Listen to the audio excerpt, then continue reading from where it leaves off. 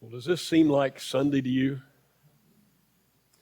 I've been mixed up for 3 days, and as late as 7 o'clock last night, I actually wondered, is tomorrow Sunday?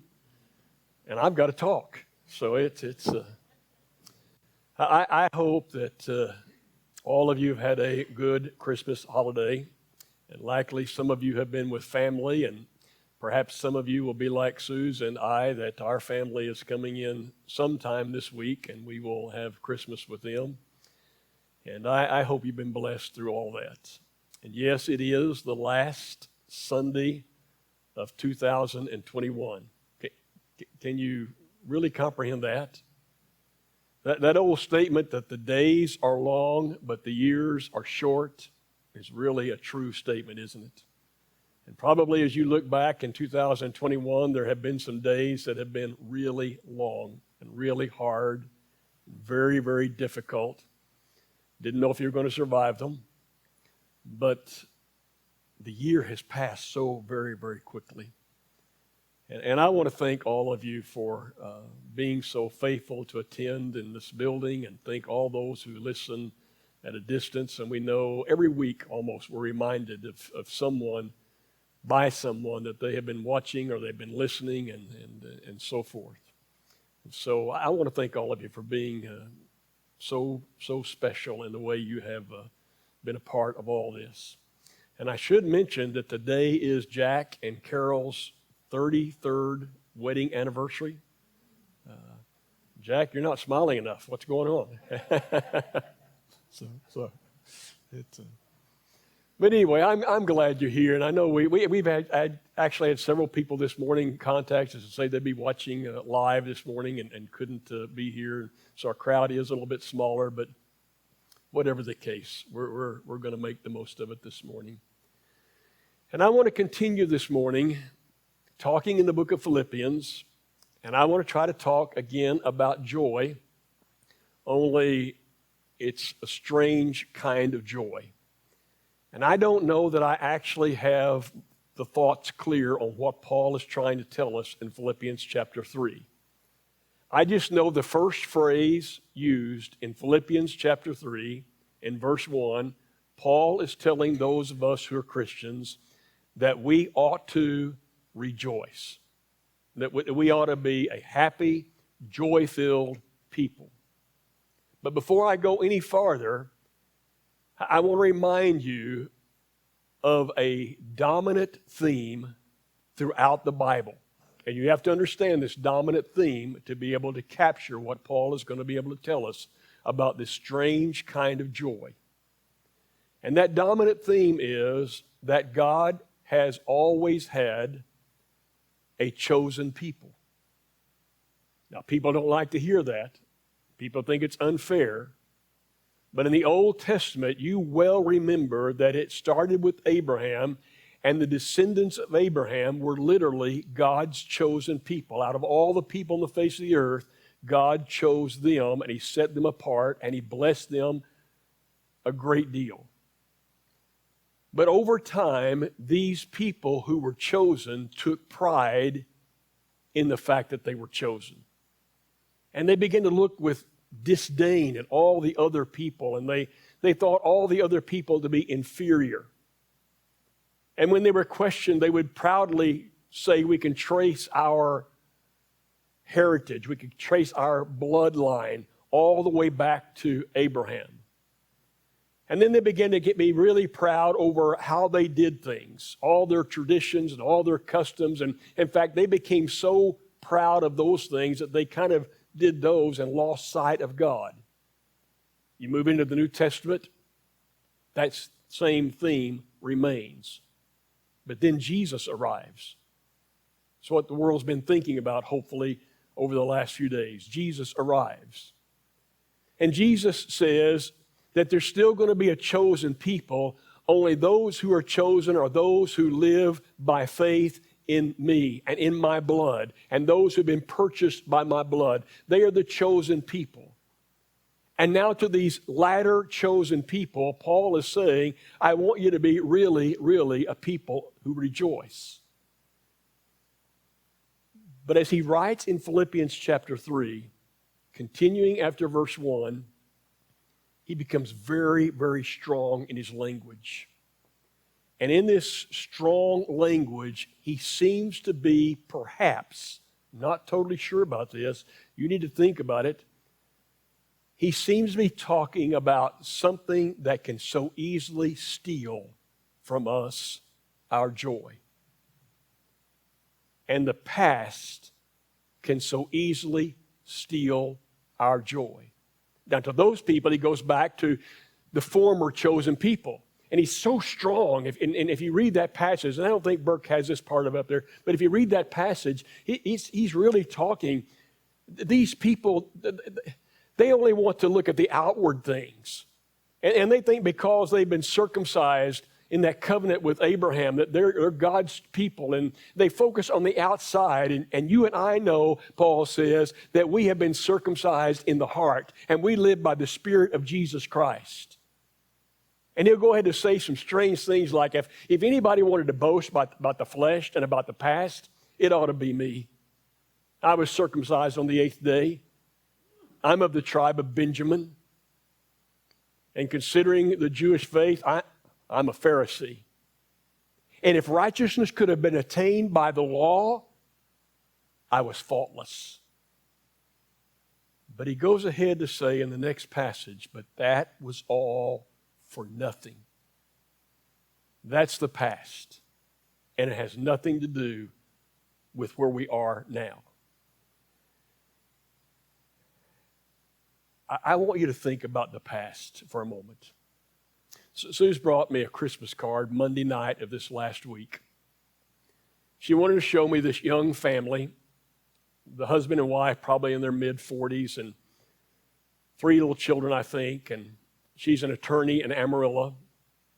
And as soon as I took a glance at the card, I picked up my phone and I texted the woman's mother. I said, Helen, how are you? And Helen immediately responded. She said, my health is good. My heart is sick. And promptly after that, she sent a second text. She said, Larry has now been gone for 18 months. Now, Larry and Helen were just a tiny bit older than Sue's and myself. And Larry died 18 months ago of prostate cancer. Larry was one of my better friends all through the years that we lived in Lubbock. And I understand that the heart sometimes cannot forget. And I understand that the heart breaks and has problems. And maybe that will never change. But it is robbing her nonetheless of joy of this present moment. But I understand that's going to be natural. And maybe, hopefully, time will heal some of that she's feeling. But I also understand this, that sometimes we hold on to things of the past at the expense of our joy today. And it may be that we hold on to how our grandparents did certain things, or how our parents did certain things, and we just can't seem to turn loose, and it robs us of our joy today. It may hinder our relationships with other people today. It may hinder our ability to do things that we'd like to do today. You have to figure that all out for yourself. But I know that sometimes that's true. And sometimes it's just my own stubbornness, that I've always done it this way, and there's no reason to change now. And though maybe my children are begging me to change, and though maybe my wife is begging me to change, and though maybe somebody else is saying life could be better if you would change, I just won't do it, and I rob myself of the joy that's right there before me. It gets worse than that, actually. Because sometimes we look to our past, and we find in our past mistakes that we made that we just can't forget.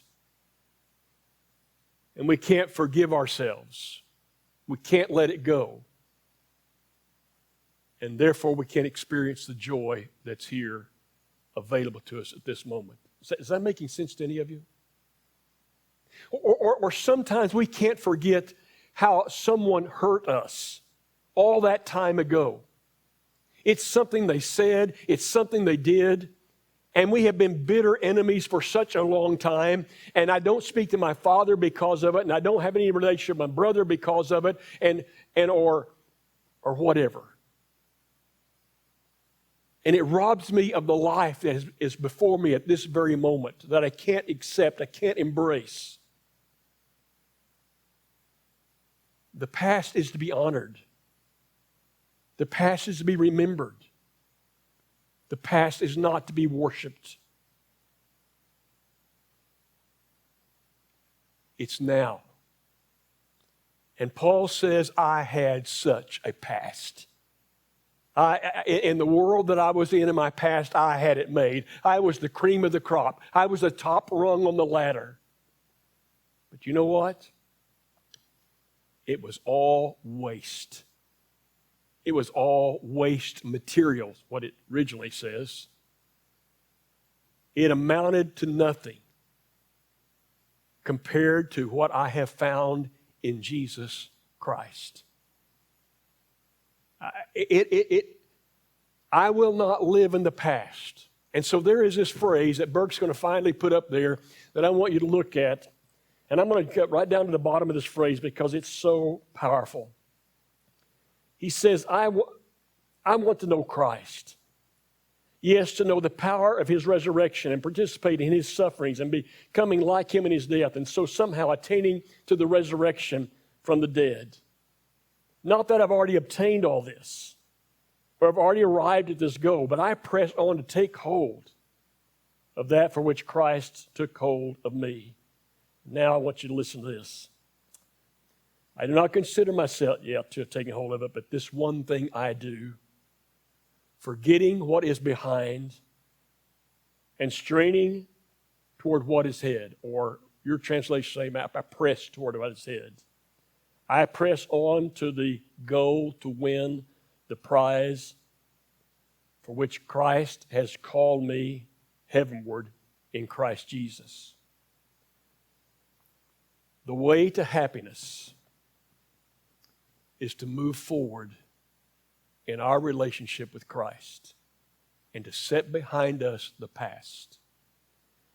And there's a verse that comes next that I've always wondered about, and yet it has now become a verse that is very special to me in this sense. He said, all of us who are mature, all of you who are mature should take such a view of these things. But if some of you think differently about it, God will show you. Now, that is so profoundly important because we have been pointing out throughout 2021 in our study of the book of Acts that we are a body of people. And as a body of people, we have different levels of maturity. Some of you are very, very mature in Christ and mature in the way you think about spiritual things. And some of you are not quite as mature. And some may be just really young in the faith. And those who are mature take this view. They set what is in the past behind them so they can experience the joy that Christ has planned for us for this very moment. But those who aren't as mature, the key is that we keep growing and that we become mature. And those of us who are mature have to look at those who aren't mature in the way Paul is talking about that and give them space and give them room. But the whole thing is that we want to be joyful. Now, I'm going to apply it like this. In 2021, we have done things differently. than what we did 20 years ago and 10 years ago and 5 years ago here at the Northside congregation. Do all of you recognize that? I was with a group last week, small group, and they were talking about the pandemic and all the problems the pandemic had caused for their organization. And it was kind of a spiritual talk. And I said, yes, I understand all that.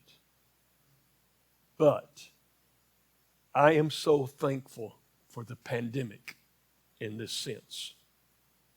It has opened our eyes that we can be different in our congregations and still serve God, and maybe we can even be better and happier. Now, I'm not saying the way we're doing things right now will be the way we always do it. But do you understand how we take communion differently now than we've taken it in days gone by? And right now we're putting songs up on the screen that we would not have thought about doing a few years back. And we don't meet in the same ways. And yet there's something going on, in my opinion at least, in my observation. There's something going on whereby people seem to me in this group, and those who listen at a distance, they seem to be happier. And they seem to be joy-filled. And you seem to be excited. And you know what you really seem like? What it all seems like to all of us? It feels like we're growing. It feels like we're growing. While I can't remember what was said last week, literally, Ken walks in and is telling Jackie, passing out his candy too, by the way, so he don't fall asleep. But said, I've been smiling all week because Ken said we ought to smile. We ought to have joy. I mean, he remembered something. And it just seems like we're doing well.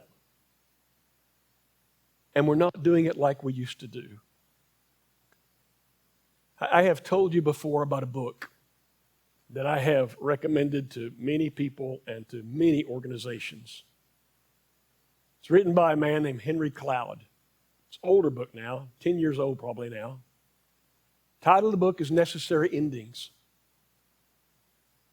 And the thesis of the book is sometimes something has to end in order for something to get better. Sometimes we have to set the past behind us and embrace this new future in order to experience the joy that we're intended to live by. And when it comes to the kingdom of Jesus Christ, we are supposed to be a rejoicing, happy people. And Paul's going to tell us, you've got to take the former things, whether it's a former way of religion, or whether it's a former sinful life, or whether it's a former mistake, you put that all behind you and you embrace life in this new kingdom differently. And so it's no surprise to me why we keep hearing that this new kingdom is a new birth. It's no surprise to me that Jesus seems to be saying, I got born into your world. I want you to be born into mine, into my kingdom. I want you to be reborn into my kingdom. And I want you to put that old world behind and old thoughts and old habits, and I want you to experience this wonderful kingdom of joy. I don't know if that makes sense to you, but as I end 2021, I'm really happy with where we are as a congregation. And I'm happy with how we do things. I'm not saying we won't do things differently at some point in time, but it seems like we're growing. And here's my last thought about that. When people are growing, they're always happier. Do you know that? When people are growing and people are learning, and we're always happier. And when we're growing in Christ, we have all kinds of things available to us. Sometimes I hear people say, well, I'm getting old. I'm not useful to anybody any longer. And I can't get around like I used to get around.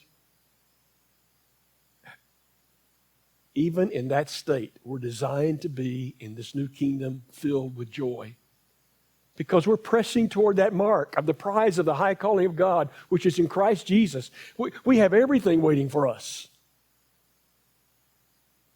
I was watching an old Western this week, just a little piece of it, right at the end. A preacher gets shot. He's dying. He looks up at this other person, who I can't remember who the actor was, looks up and says, I've always heard when you're entering into the next life, you'll see it. He said, I'm not seeing it, but I know it's there. That doesn't mean it's not there, he said. May we be people we've been called to be, all because of Jesus Christ. And we're going to take the Lord's Supper. As we take the Lord's Supper, let's take it with joy. That's what he intended. That's what he planned. Is life hard? Oh, I know it's hard. You get tired? Yeah, I know you get tired. You get disgusted? Yeah, I know you get disgusted. I said something to Carol when she talked about 33 years today, and I said, how have you lived with him for 33 years? In a loving, kind way, she says, it works both ways. He had to live with me for 33 years. It was a classic statement. Life's not always easy. But they're actually both smiling right now. I hope I'm making my point. Let's take the Lord's Supper, remembering Jesus Christ. Remember, he taught us how to live a better, wonderful life, and let's live it.